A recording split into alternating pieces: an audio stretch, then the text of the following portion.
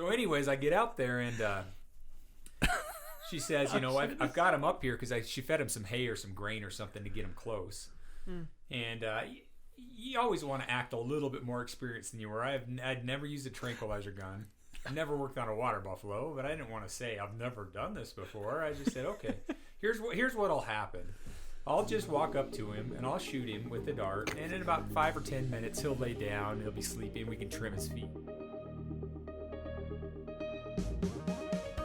Welcome to Adulting Decrypted, the show where we break down the complex codes of common conundrums into logical living, an effort to decrypt the code we call adulting. We're your hosts. I'm Gene. I'm Gideon. And I'm Ashton. And before my dad has a chance to call me out, I'm currently wearing my hair in some sort of bun because it's getting too long to keep it out of my face. Some sort of something. Some sort of something. There's a hair tie in it, and it's in one singular direction, so whatever you want to call it. Silly.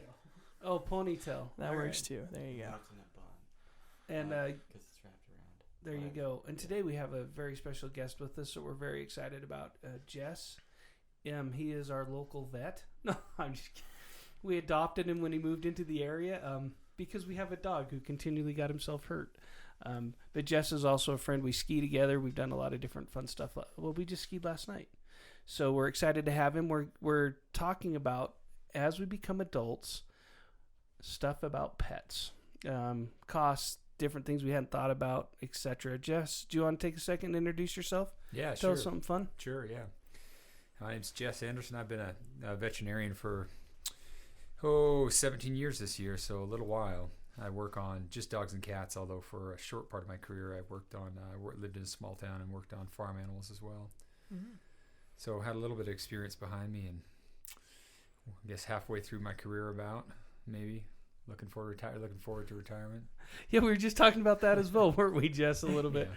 Yeah. He did something that was pretty cool, a neat experience. You stepped out of being a vet for a little bit and did a family vacation, a trip. We, a couple weeks ago, talked about languages of love. We talked about quality time together is important.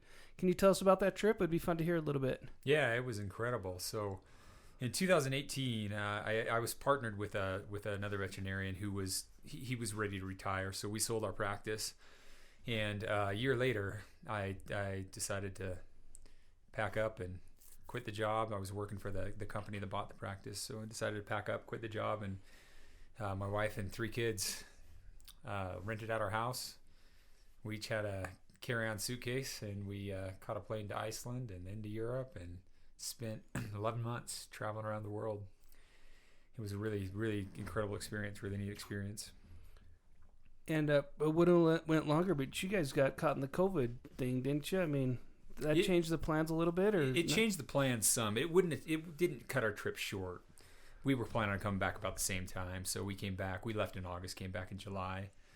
It did change our plans though, because we flew into Australia on March, I want to say 16th. It was just a few days before they locked down the borders in Australia, and then we were either in Australia or it was coming back to the States. So we decided to stay in Australia. So we ended up being in Australia from March until basically the very end of June. That's cool. That's neat. It sounds like a neat experience. And the fact that you jumped and did it with kids' ages, oldest at the time was?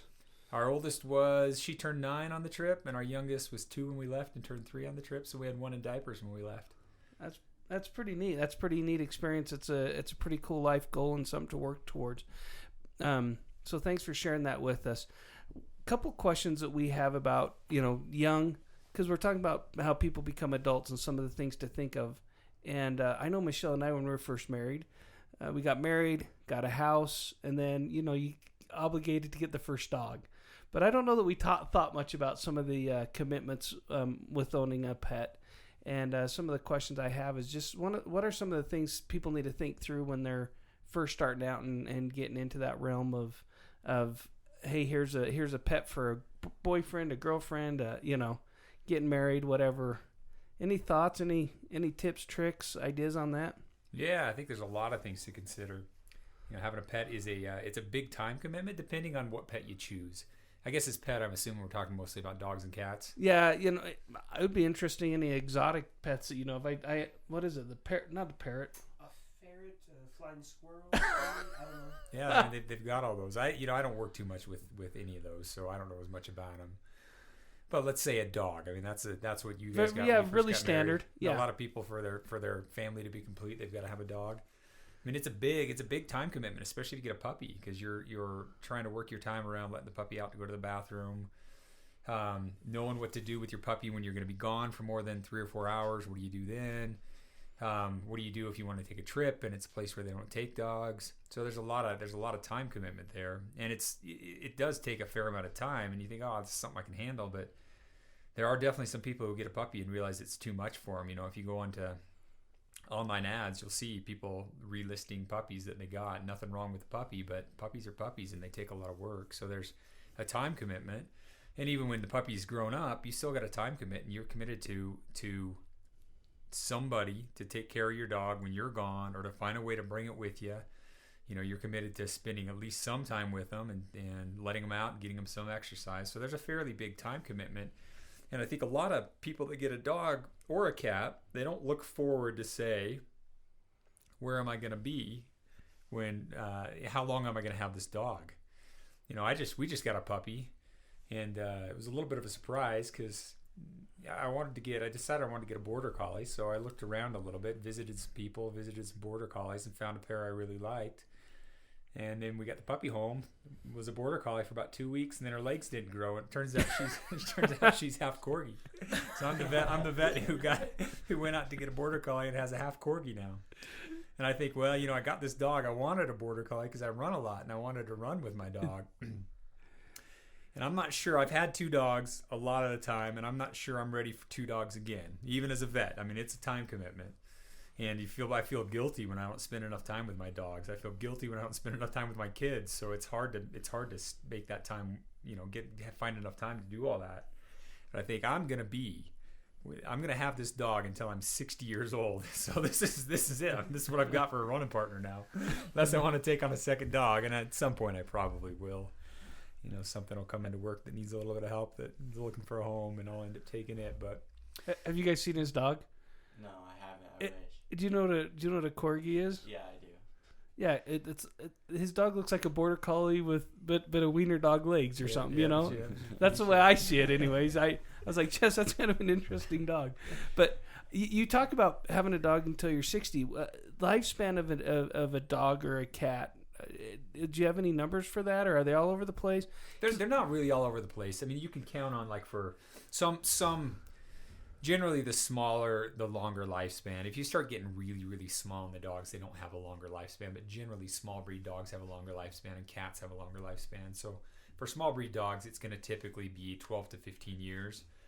You know, that's kind of a bell curve. So you'll find that on the you know, older side of things, some of those dogs will make it to 16, 17, maybe 18, and occasionally beyond there. And some of them are going to have health issues and pass away at a younger age. And cats, it's going to be more like, you know, 15 to 18, 19 years old, somewhere in that range for lifespan. Wow. But larger dogs are going to be shorter lifespans. You know, the really giant breeds like Great Danes and Mastiffs are going to be more 8 to 10 years, and Labrador, German Shepherd, more, you know, 10, 11 to 13 years, somewhere in that time frame. But any one of those is a fairly large commitment, right? I mean, a lot of times we're just trying to figure out what we're going to do for a job or a career or a life. I remember when I first met you, I said something that was probably offensive. I'm like, holy cow, how much does somebody really want to spend on a dog? It's a dog, right? I had an experience when I was really little, and this probably shaped some of my thinking. I don't know if the boys know this or not, but I was out with my plain old uncle or cousin Gordon. He was plain old because he wasn't an uncle. He was old enough to be an uncle, but he wasn't, so he's just plain old. I don't know. Anyways, I was up at his house. He's a farmer. He's a rancher. He hands me this little dog to hold in the back of a truck as he's throwing hay, right? He's throwing it up. He's picking it up in the field, and he goes, hey, hold on to this puppy. Well, it's a puppy, right? At some point in time, it bites me or it wiggles free. It jumps out of my hands, gets on the ground, and gets ran over by the truck. Doesn't kill it, breaks its legs or whatever, and my uncle ended up killing it, or my cousin killed it, threw it in a ditch, and I'm like, what just happened? He goes, it's a farm animal. This is what happens. You know, something can't take care of itself. We put it down. I'm like, Well, I hope I don't fall out of the truck. I hope I don't get hurt while I'm with Gordon. But it was pretty traumatic, right? But then I watch all these other people that do. I mean, because there's some serious vet bills that can come from a dog, right? Puppies. Yeah, sure. And I said, well, why would you do that? And then you explained to me the other side of it, right? The whole connection, right, behind it. What's the difference between a nice dog and a car? I can't remember. I guess my take on it is, and this is from a veterinarian standpoint, so it's my livelihood and I'm an animal lover both. But there's plenty of people who are willing to spend. I didn't realize they cost this much, but you get a nice ski boat. That's $200,000, and that's $200,000 that's going to depreciate in value significantly every year. And that's something that people... you put money in to keep it running. Let's be honest. Money to keep it running and time. And nobody would bat an eye if you told them you just bought a new Ski Nautique $200,000 ski boat. Nobody would say, oh, man, you're crazy. Why did you spend that kind of money? I mean, some people might, right? But most people wouldn't. Or I just bought a $4,000 70-inch OLED TV. Nobody's going to say, oh, man, you're stupid for doing that. But you will find that people say that sometimes about people who spend money on their pets. But if you think about a pet...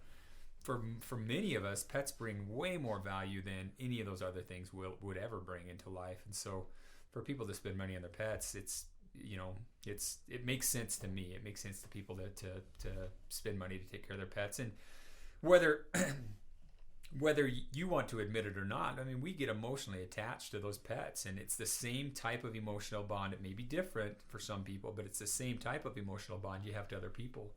Kids, other family members, friends. It's that same type of emotional bond. So let's talk about emotional bond. We have a dog. How long have we had Yoda? Almost 13 years, right? Or 13. Do you remember a time without Yoda? No, I don't. He is always around, right? Yep. Well, I remember a few times, but that's because there was another dog in the picture, and I remember other traumatic things about that. Like forgetting that Peach existed or other things like that. Yeah, I did one of those. I thought I was rescuing a family lab, yellow lab, and older. She was from a breeding group, and I thought, oh, she's a family dog because he had them at the house and the whole 9 yards. Well, she was truly used for breeding and wasn't around people, and so she wasn't really acclimated, had a hard time with the kids, and so she got kenneled the whole time in the side of the house, and to me that wasn't fair to her, wasn't fair to the kids, so anyways, I reached out and found somebody that was a single lady that wanted a dog, and it worked out for her. But I think disposition of a pet needs to be considered when you're looking at an animal, right? I mean, for sure. I feel like, for somebody who's choosing to breed their pet, you have to look at disposition as much as anything else, conformation. And for sure, when you're choosing a pet, that's the main thing you need to consider. Yeah, so to your point, I think we do get attached to the dog. I think everybody's got a memory or two of the dog and something, around that's brought joy. Here's something else that I don't think people considered. What about cleaning up after a pet? Who all volunteered to clean up after the dog after we got him? We all got volunteered. I think whatever. You guys all wanted the dog. Oh, Dad, we'll clean up every week. Yeah, uh-huh. Volunteered before there was a dog. Yeah. Now that there was a dog, we're like, well, now we don't want to actually do things. We just wanted a dog. Whatever, just persuade. We like the fun part. We'll play with the dog. We'll hang out with the dog. But then you'll tease the dog. Yeah, of course. Oh, that's the funnest part. Of course. But then when it comes to cleaning up, oh, that's no fun. And then Mom and Dad say you were going to clean up our yard or else. And so then we end up doing it. Yeah, I think a lot of kids volunteer to get up every morning and take the dog on a walk and clean up after the dog, but a lot of kids promise lots of things, and it doesn't always mean it's going to happen. Right. So, something I hesitate to touch on, but want to a little bit is animal abuse and cruelty, and how, some people need to think about where, how they're treating their pet, right? Because you brought that up to me, as just earlier, you said you're an animal lover. What's some of the stuff you see and people need to watch out for and pay attention for around that? And, I think just to become an adult, you got to be aware of what's going around. You're now not just taking care of yourself, but you're also saying, hey, I'm ready to take care of a life, right? Yeah, that's right. Yeah. Yeah, it's a good question. And there's no doubt there's animal abuse out there, but, the slice of the population that I see, they're pet owners who love their pets, want to take care of their pets, bring them in, are willing to pay for the care of their pets. So I don't feel like in my career I've personally seen very many cases of animal abuse. Okay. I think I've seen some people with some, maybe not terrible intentions and some poor planning, poor decisions. Yeah. Trying to do stuff at home, trying to do their own surgical procedures at home where, I think after they come in, feel bad about it, pay the vet bill, they're not going to do that again, Right. So it's not necessarily in the disguise of cruelty or out of abuse. It's more out of maybe neglect or misunderstanding. Right. Something you'd never think of doing for a child. Hey, wait, we let Gideon walk around with a broken arm for a week, so maybe we're not the best examples of this. Yeah, I mean, that's a good example. Somebody goes, it's probably not that bad, but, I don't think I see a lot of people with bad intentions. Gotcha. Although I know they're out there. I this might be a little off topic, but I'm just curious. Do you have any like if you were to go to a gathering and people are like, oh, you're a vet, like what's some crazy stories or like something to that effect? What comes to mind to you with that? I probably see stuff that's most people would find unusual on a regular basis, but it's hard for me to think of it as that. So if you came to work with me, you might think, oh, wow, what on earth is going on there? I took out, we had a puppy come in that had a really pronounced overbite so that the lower jaw and the upper jaw didn't line up, and the sharp little fang teeth, the sharp little canine teeth from the lower jaw, instead of interlocking with the upper canine teeth, they were striking the roof of the mouth. Oof. And they'll eventually fall out, but the owner is a really good guy, really cares about his dogs, and he's like, I don't want him to have this discomfort from those teeth until those puppy teeth fall out, which I agree with. So we extracted them. I extracted them today, and it's interesting to see them because it's like an iceberg. The crown is like, 3/8 of an inch, and the root is like 1.5 inches long. So stuff like that, right? You think, oh, that's kind of interesting to see. Yeah. But the story I always think of is this was back when I was a mixed animal vet. Mixed animal means like dogs and cats as well as farm animals. Yeah, agricultural animals. Yeah.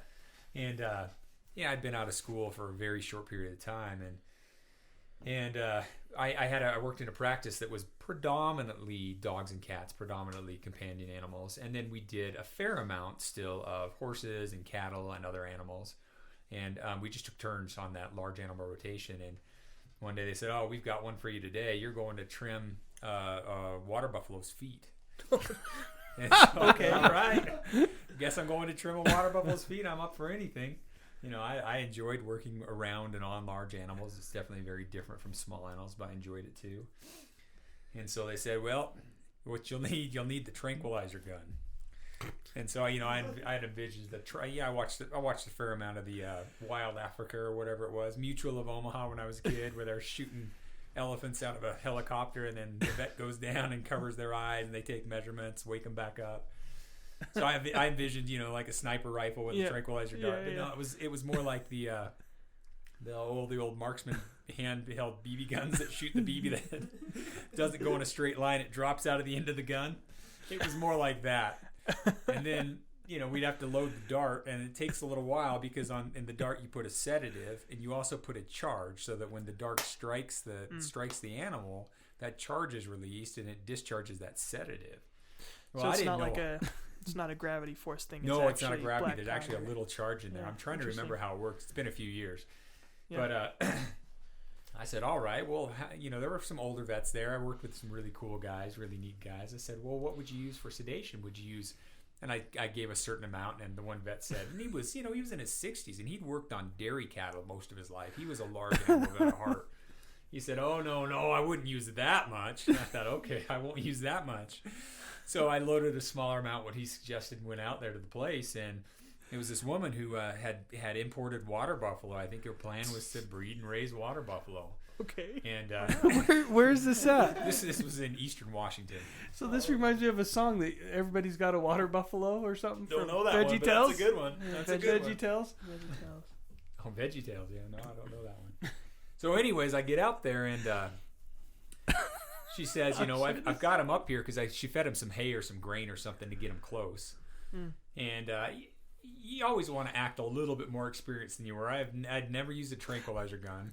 never worked on a water buffalo, but I didn't want to say I've never done this before. I just said, okay, here's what'll happen.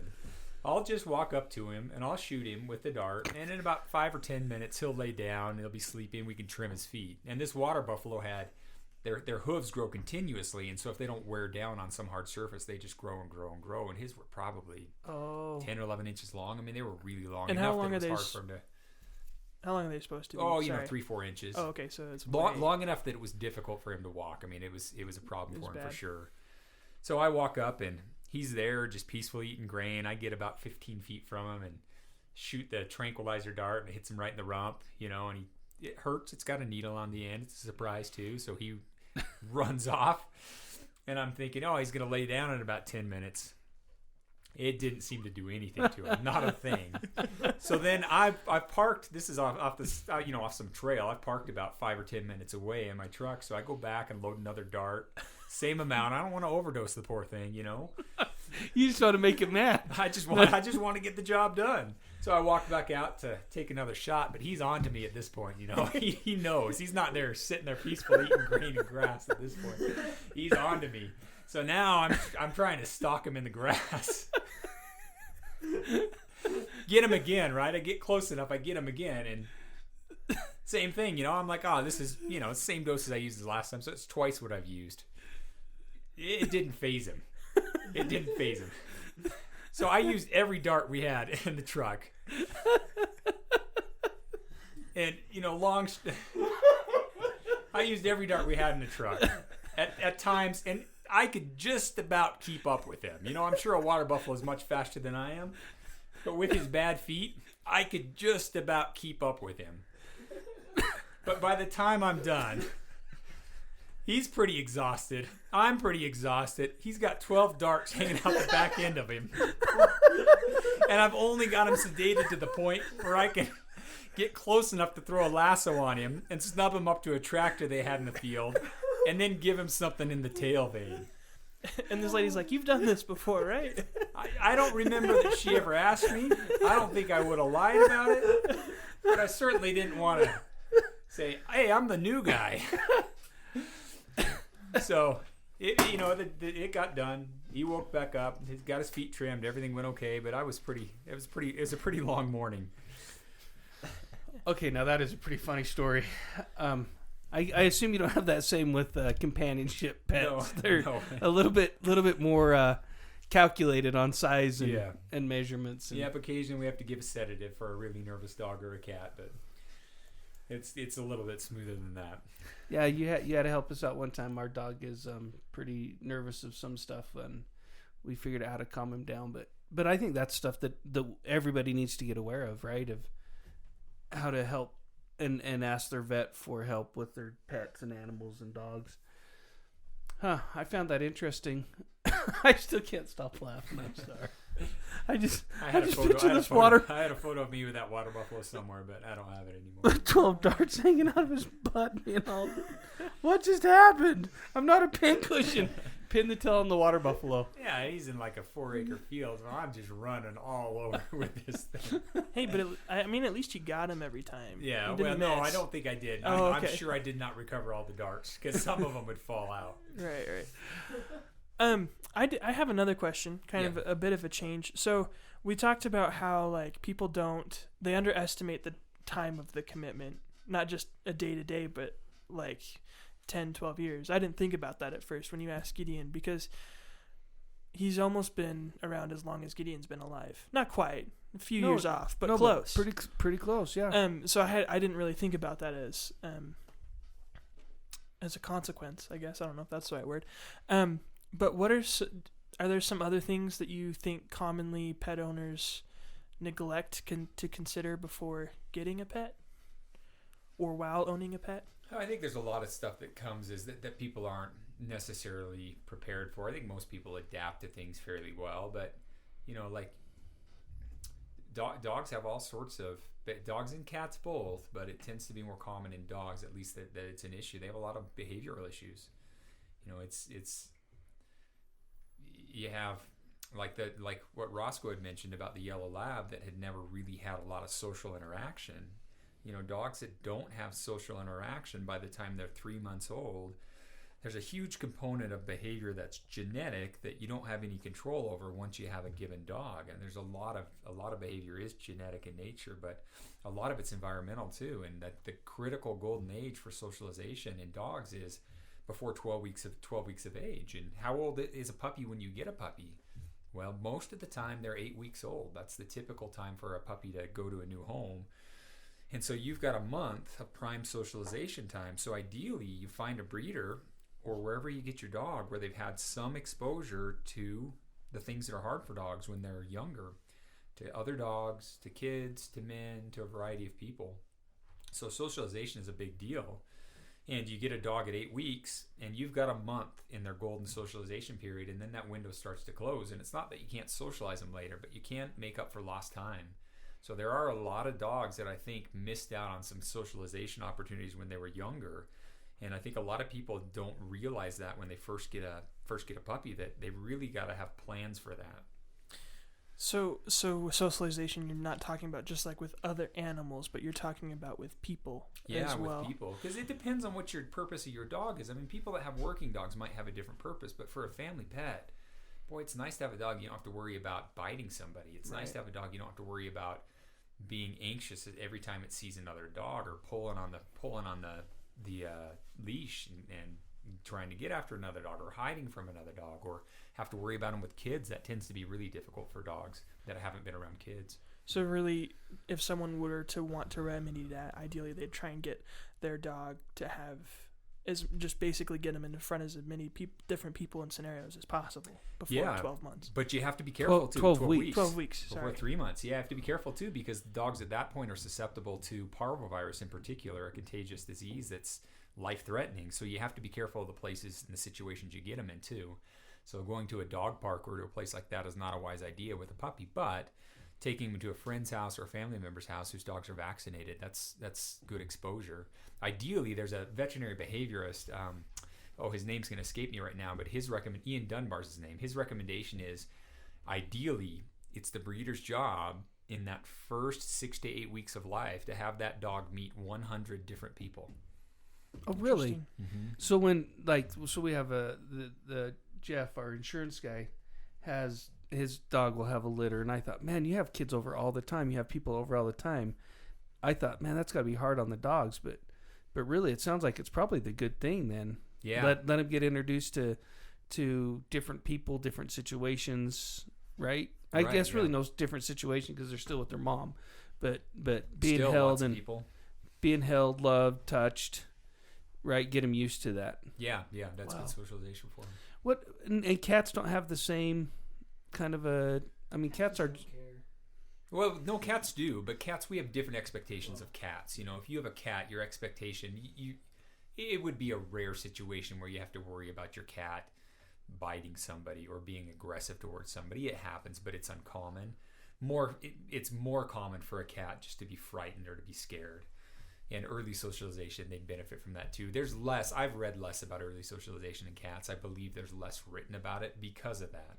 It's not as big an issue to have a cat that's fearful as it is to have a dog that's fearful of strangers or kids. That actually makes sense because if you have a cat, you want something to come snuggle necessarily with you. You don't expect it to sit, stay, play with other people, that kind of a thing. You're like... Yeah, and if the neighbor's kids come over and, are harassing the cat, not harassing, but they're intimidating. Well, they're just wanting to interact with the cat, and the cat does not want to interact with them.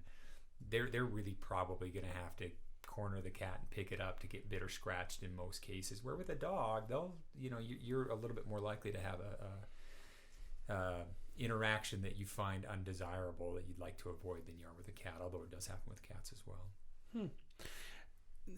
About adulting, going kind of to that. So something to consider, I would think, is where you live, right? Because our first dog was a border collie. Flash, and he was great. This was before we had kids and we had a big backyard. Short fence, he never jumped it, because he wasn't outside a ton, went by himself, I think is part of it, and he was great. Well, then I got a job, I had to relocate, we put him in a strange backyard. We tried to do everything to get him used to it. He's jumping now a 6-foot fence. running down the street, running all over the place, and I just as far as moving of a pet and changing of a pet, I think those are things that people need to consider as they go forward into this realm of adulting, right? Is how do we stabilize, acclimate, different environments, and I just think it's a bigger commitment than I think most people realize. Yeah, and I think, really, it brings up a really good point, because you see a lot of young adults get pets, and it's great. I mean, you have a dog, and it's just hard not to have a dog. Dogs are just great. And cats are too. They're a little bit different, and not everybody likes the way cats interact as much. Some people prefer it, but it's, for me, it's hard to imagine life without a dog.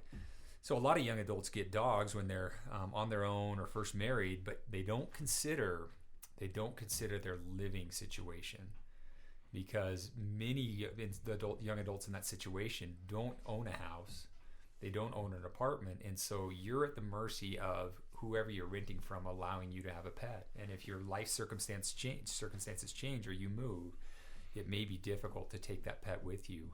I see a fair number of, I call them reverse inheritances, where the parents of the young adults end up with the dog. They love them. In almost all cases, they're happy they have them, but it was a dog they were not planning on getting. It's when their kids got a dog, and then they lived in an apartment, and a year later they moved and they couldn't take the dog with them. Sounds like I have to have the dinner conversation I had about you guys having kids as well. I love you, but I'm not taking care of your dog. my mom was pretending. I was like, so basically, I just buy dogs, give them to my parents, and then come get them later. You got to make sure your parents are going to be down for that. That's fair. Jess knows your parents, and you're absolutely right. I am attached to that dog, even though I act like I'm a tough guy. But I take him out on the walks. It's hard to watch him get a little bit older, and watching him struggle on our walks, and have to come home and give him some aspirin to. Because I know his bones are achy. He goes out there and thinks he's 12 and realizes he's 12 dog years and not 12 people. He's like, yeah. I don't know what that meant. That 7 years, is that a myth? I'm sorry. Well, totally random. It is a myth. I mean, I think it's probably a good rule of thumb for a lot of things. It's a good estimate, but it's not super accurate, because different longevity for different breeds, and dogs mature. They're sexually mature in 8 months. They're physically mature, skeletally mature in 12 to 14 months, even most of the large breed dogs. So that first year development would equate to 17, 18 years in 16, 17 years in people. So that first year is a lot longer, and then the subsequent years are shorter. But yeah, I tease that Yoda's getting to the old man stage where he knows that you're calling him or telling him to do something, but he's too old to care. He's like, yeah, I don't really care about you. I'm kind of in my own little world now. Hey, I'm experiencing the same thing in my life, Roscoe. Your wife tells you what to do. You go do what you want to anyways. I'm skiing tonight. I'm going hanging out at the islands. We're recording. Well, go ahead, Ashton. Sorry. I don't know how many other specifics we're able to get into. This is just one that I thought of. So if you don't know, and if our listeners don't know, I shop at Walmart for my job. I go around and pick up other people's groceries. And something that I come across is dog food a lot of the time, or dog treats and pet treats, whatever. But dog food a lot of the time ranges from very fancy bags, high prices, and low sizes, to very cheap, very large bags, those sorts of things. Maybe this is a weird question, but pet food, does it really matter if you get the more expensive, potentially higher grade stuff? Or is it all relatively about the same? No, I don't think it's all relatively about the same. I mean, pet food is tough because I guess it's not different with pet food than it is with human food. Well, that's not true. That's not how I mean to say that. But there's not a ton of transparency, and that may not even be the right way to say it, right? When you buy a bag of pet food, you can try to analyze the ingredients, which is what most people do when they're selecting pet food. They try to look at the list of ingredients and try to determine how high a quality that food is based on that list of ingredients. But it's like buying packaged food for yourself. There's ways. It's hard to read a label and understand really is this a good choice or a poor choice for me. It's different if you're eating whole fruits and vegetables. That's a good choice. But you buy, Bag of Cheez-Its. Yeah, Cheez-Its, or even like a supplement of some sort, or like a food product that's geared towards, exercise, like a protein shake. Yeah, like a protein shake or a protein bar. Is this really good or is this not really good? And it's hard to know. And pet food's the same. It's hard to read a bag and really understand what's in it. You can see what's in it, and what's on the bag is what's in it, but it's still hard to make sense of that. Right. It's an area that I think is interesting to know something about. But for example, some of the high-end food manufacturers will put byproduct meal in their foods, and a lot of people think byproduct meal. Why would I feed my dog byproducts? That's going to be like beaks and feathers and stuff. But it's really not. It's organ meat that's not normally considered a standard part for human consumption. Lungs and livers and other things like that are perfectly nutritious for us. We just don't like them. They're perfectly nutritious for dogs. They love them. So those byproduct meals doesn't mean it's anything bad. But there's also other things that can be deceiving. And pet food companies that are gearing their food towards somebody who's shopping for pet food, they want certain things. They want meat to be up at the top of the list. They want meat ingredients to be up at the top of the list. Well, how do you do that? Let's say you have a pet food that's predominantly starch or carbohydrate or grain. How do you put meat at the top of the list if it's mostly some type of other product?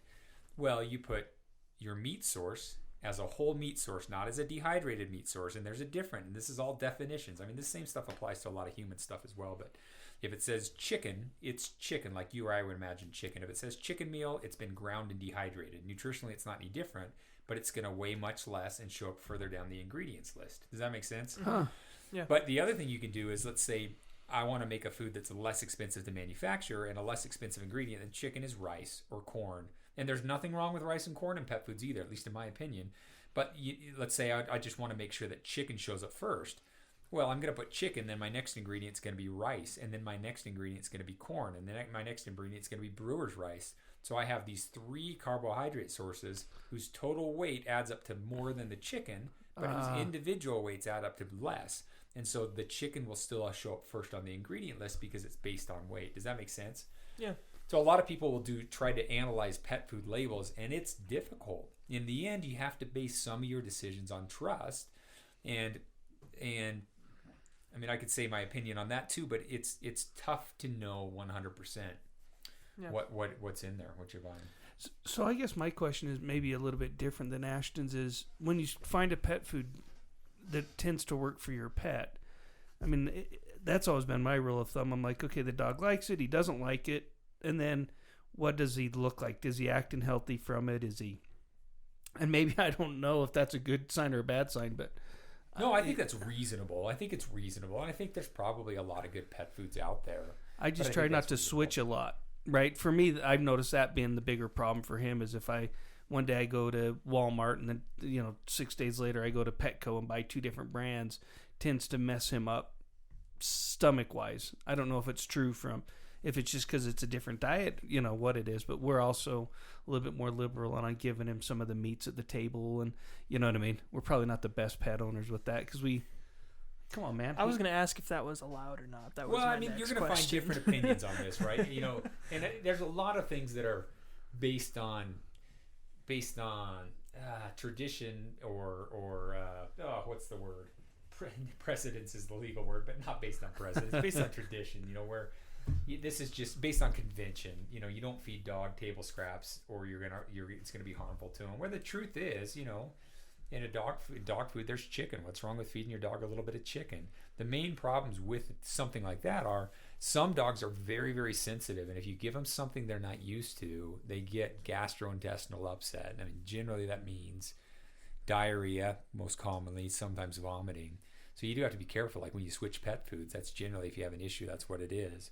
So that's one issue. Another issue is that most pets are, like most of us, not ideal weight, and it's more calories that they're willing to eat. So you have to be careful for those reasons.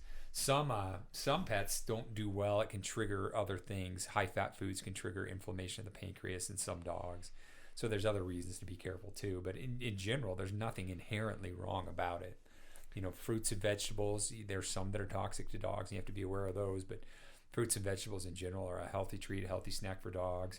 Meats and other things are not unhealthy for them. You just have to be careful about those other those other things, added calories, upset stomach, and for some dogs triggering other issues related to typically fat content. Is it Yoda that steals tomatoes? Yeah. He would during the summer when they're growing on our vines. He'd go up to the garden and just take tomatoes. But he doesn't overconsume. He's like, okay, cool, I had one or two, I'm good. Well, yeah, tomatoes are, any fruit or vegetable is going to be really, really low calorie, so it doesn't typically contribute to issues. The bigger issue is they tend to get a lot of dogs get pretty gassy if they eat that stuff. Oh yeah, we blame it on the dog anyways. No. So what, guys? Did you have any other questions? I have another one on food. So I know like chocolate is supposedly not very good, and I don't know if that's a general rule or if like it's a myth that's been gathered up or. No, it's true. So it's true. Chocolate contains. So it's a group of caffeine is in chocolate. Caffeine is in other things, coffee, tea, sodas, and caffeine belongs to a group of plant products called methylxanthines. And chocolate has caffeine in it. It also has something called theobromine in it, and theobromine is a caffeine-like compound. It's one of these methylxanthines.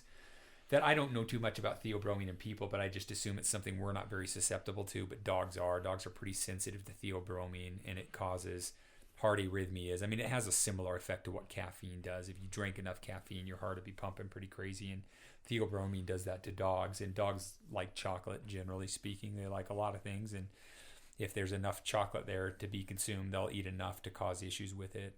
Now, the thing about chocolate is, if a dog eats 5 chocolate chips, doesn't really even matter if it's a small breed dog or a large breed dog. That's probably not going to be enough to do anything. It's a larger volume, a larger quantity of chocolate. But smaller dogs, it's based on body weight, so smaller dogs have to consume less to have issues.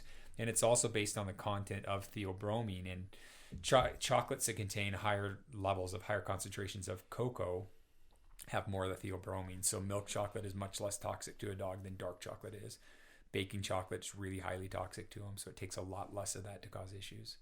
So it is really almost like having too much of an energy drink for them. Yeah, I mean, I think there are risks in people, right, with overconsumption of some of those things, and in dogs it's the same. Yeah, it's cardiac arrhythmias that is the toxic. The toxic principle is cardiac arrhythmias. The toxic effect is cardiac arrhythmias. Interesting. That was a great question, Gideon. Thank you for asking that. Yeah, solid question, Gideon. Solid question. Good. Now our Gold dog star. is eating a lot of chocolate, and he's not dead yet. Yeah, Yoda's kind of naughty sometimes. This was not intentional. You make it sound like we feed him chocolate. Oh no, we don't. He sneaks in Halloween sometimes. Yeah, there's a lot of dogs that get chocolate. Unfortunately, very few of them end up with chocolate toxicity. A lot of times if they eat enough chocolate, even if you weren't home, it's so fatty and rich, they vomit it up. So in general, we see a lot of dogs that come in that have eaten a lot of chocolate or hard to quantify amount of chocolate. They ate a chocolate cake. It's hard to really figure out how much chocolate was in there. So we just induce vomiting, and those really rich fatty things stay in their stomach for a longer period of time. So you have a longer period of time where you're able, a longer period of time after they've eaten it, where you're able to induce vomiting. So often it's kind of perceived as a more prominent threat than it really is. Yeah, chocolate toxicity. I mean, it's a legit threat. So Right. any listeners out there, don't let your dogs have chocolate, but it's not something like antifreeze. If your dog licks a little bit of antifreeze, it could be the end. That's highly, highly toxic. Right. Isn't that why they changed the smell and of it as well? So it had and I don't know, maybe it's dogs are still attracted to, but I know they changed the smell of antifreeze back in like the 80s or 90s. Yeah, I don't know. I Because of the remember there used to be poisoning. a non-toxic antifreeze, but I tried to buy it once and they didn't have it, at least not at AutoZone. Yeah. It was because it's ethylene glycol and antifreeze, and I think they can use propylene glycol or something else that's similar, has a similar chemical effect in your car, but it's not toxic to them. Interesting. Well, this was great for me. The young adults, anything else? I got one to bring up. You guys are Please. going to edit this in the end, right? Anyways, cut out all the unnecessary bits. This will not be unnecessary. I already know. Depends. So here's the thing I would consider. If you were a first-time dog owner, I think I would consider doing either pet insurance. I would recommend across the board. I'd recommend that you consider pet insurance for your dog. Do a little bit of research about the different insurance companies, or contributing whatever the pet insurance premium would be, contributing that to a savings fund for your dog every month. I love So it. when you end up having some expense that you're not ready for, you've got some way to pay for it. The advantage to insurance is you don't have to wait 5 years till you have something built up to pay for it. The disadvantage to insurance is most of that money is going to go to the insurance company, because that's how insurance companies make money. They take more in premiums than they pay out. So, the opposite is true. If you start a savings fund, most of that money you're going to probably be able to keep and use later, but you'll have it there if you need it. Whereas if you get a puppy and 2 weeks later it has an issue, well, your savings fund for your pet's not going to be very big. Well, and trying to, speaking of a young puppy, right? Like the parvo, what was it called? Yeah, parvovirus. Yeah, I mean that's in a young puppy, and that's very expensive to take care of, right? I mean, Yeah, it is. So you can historically- lose a puppy even if you take care of it. I mean, even with proper treatment, you can lose a puppy to parvovirus. yeah. So wow, that was a great call out. Thank you. I think that's something that we should all consider, young pet owners, old pet owners, and the like, because it's real, right? Medical expenses are going to happen. Yeah. Even if it's end of life type insurance, right? I mean, Michelle and I were talking about that at some point in time. The dog's going to get to that age that you have to have those hard conversations and try and decide. And I think that's a pretty personal matter. And if you're young, it's just starting out on your adulting journey, hopefully you get a younger pet, so you don't have to have that right when you're first married. But we had to have that conversation about a young dog and got sick, and how much, to your point, how much can you spend, and what are the outcomes? We lost Sadie. She was diagnosed with they thought it was pancreatic cancer, and they're saying, hey, there's not much you can do for her, so we made a decision, on that side, and I think that's very personal, right? Yeah, for sure. I think everybody has to step back and look at that and say, okay, what? But for me, it became a quality of life for her kind of a thing, and saying, but I think that's personal. I think everybody's going to have to go through that. And I think that's another episode of Adulting Decrypted. We could talk about that, because I'm sure you get plenty of those conversations, of hard conversations as a vet. Tough decisions, tough conversations for sure. And you have to just lay it out and say, hey, this is, what I think, and professional opinion. And right. I mean, that's, I don't know. That's got to be hard, Jess. That's got to be one of the harder parts of the job. Yeah, for sure. Because at some point, for most people, not for everybody, for most people, at some point with certain conditions that are really expensive to treat, money comes into the equation, and that's just how it is. Whether it's good or bad, or you feel good or bad about it, you have to accept that that's how it is, and try to make those hard decisions. But if you prepared and planned ahead, the decision's less Yeah. financially motivated. It's more situationally, and that's where you decide that, what's a prolonged life. But that goes into a whole different side for humans probably also, if you get me too cynical down that road. So Jess, I really appreciate you bringing that up. I appreciate the conversation. Yeah, thank you for coming. Appreciate Yeah, your you time. bet, you Thank bet. you. Thank you for listening to this week's episode of Adulting Decrypted. We really enjoyed having this week's conversation, and we hope you did as well. If you ever want to comment on the topics, you can send us a message to our website, adultingdecrypted.com, our email, adultingdecrypted@gmail.com, or through our Instagram, Facebook, and LinkedIn accounts at adultingdecrypted. If you have any topics for the show that you would like us to talk about, or if you are a parent and want us to talk about something your kids should know, send us a message on any of the accounts mentioned. If you'd like to be a guest or have an idea for someone you think we should have on our show, feel free to send us an email detailing your thoughts to adultingdecrypted@gmail.com. Adulting is teamwork. We have merch. If you want to show off your Adulting Decrypted pride, check out our website, adultingdecrypted.com, or our partner website with shop.spreadshirt.com/adulting-decrypted. Lastly, if you enjoyed the show, please consider supporting us on our Patreon at Adulting Decrypted. Along with the benefits that come with our Patreon, and trust us, there are some pretty good ones in there, you will not only be helping us continue in the effort to make great content, but you will be part of a community of individuals all trying their best to adult. We appreciate you listening, enjoying, and leaving your positive reviews. Now, the special song from Gene and Gideon.